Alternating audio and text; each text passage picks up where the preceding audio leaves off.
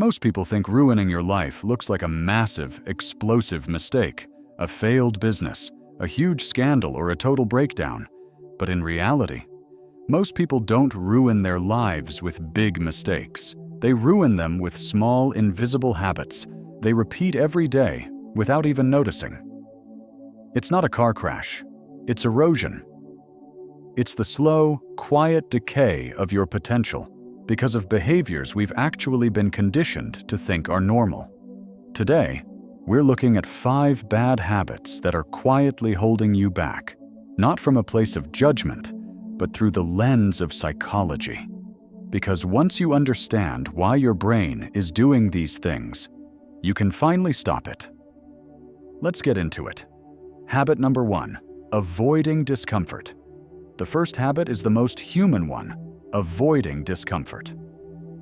Think about that project you've been putting off or that difficult conversation you're avoiding. Your brain isn't lazy. Psychologically, your brain is actually doing its job. Its number 1 priority is safety over growth. Every time you choose comfort over a challenge, you're telling your amygdala, the fear center of your brain, that the unknown is a threat. This creates a feedback loop.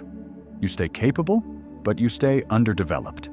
You're essentially living in a safe mode version of your own life. The problem? Nothing interesting happens in safe mode. You aren't avoiding pain. You're just delaying the price of growth, and that price gets more expensive every year you wait. Habit number 2, waiting for motivation. Here is the psychological truth. Dopamine is triggered by progress, not intention. We think we need to feel good to start, but the science of behavioral activation shows that we actually need to start to feel good.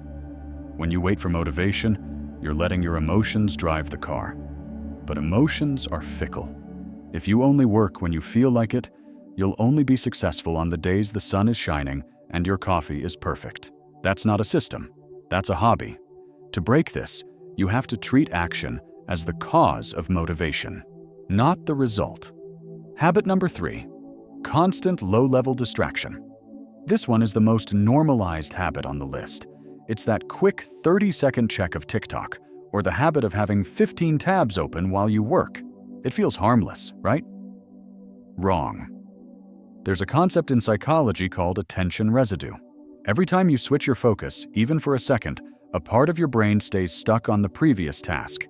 If you're studying and check a text, your brain takes up to 20 minutes to fully return to that deep work state. You might spend 4 hours at your desk, but if you're constantly shifting, you've only done 40 minutes of actual thinking. You end the day feeling busy, but never fulfilled. You're not tired from working. You're tired from the friction of constantly switching gears. Habit number 4, negative self-talk as realism. Habit 4 is a sneaky one. It's when you say things like, "I'm just being realistic," or "I'm not a math person," or "people like me don't get those opportunities." You think you're being objective, but psychologically, this is a defense mechanism. If you tell yourself you're going to fail before you try, you don't have to feel the sting of genuine disappointment. It's a way to protect your ego. But here's the danger. Repeated thoughts become your identity. Neuroplasticity tells us that the more you tell yourself a realistic negative story, the more your brain builds physical pathways to make that story true. You're not being a realist, you're being a prophet of your own failure. Confidence isn't something you're born with, it's the result of the stories you choose to believe about your potential. Habit number 5, postponing life. Finally, the most dangerous habit of all, postponing life. We all do it. I'll start my passion project after I graduate. I'll prioritize my health after this busy season. I'll be happy once I make X amount of money. This is a psychological state called destination happiness. Your brain adapts to delay as a default setting. You're training yourself to believe that now is never good enough, but after this never ends. There will always be a new deadline, a new stressor, or a new reason to wait. Years pass, and you realize you've spent your whole life in a waiting room. The version of you that is successful and happy isn't waiting for you in the future. That person is built by the decisions you make while you're still in the busy season. Closing and the challenge. Look, if you recognized yourself in any of these, don't feel attacked. These are coping mechanisms. Your brain is just trying to protect you. But now that you know the why, you can't go back to pretending it's just how you are. You don't fix your life by doing everything right. You fix it by stopping the habits that are quietly holding you back. Pick just one of these habits this week.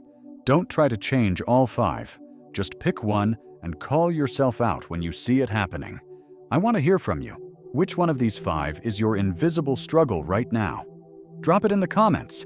Let's be real about it so we can move past it. And if you're ready to reclaim your focus, check out my video on sensory sovereignty next. It'll help you build the environment you need to actually make these changes stick. Stop waiting. Stop avoiding. I'll see you in the next one.